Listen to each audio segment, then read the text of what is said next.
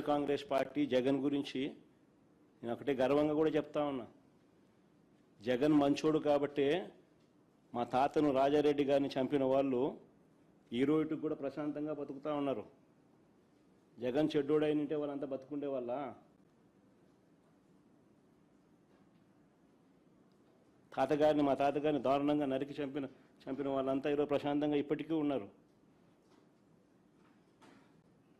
జగన్ నైజం ఎలాంటిది, జగన్ మనస్తత్వం ఎలాంటిది అని నిదర్శనం అది.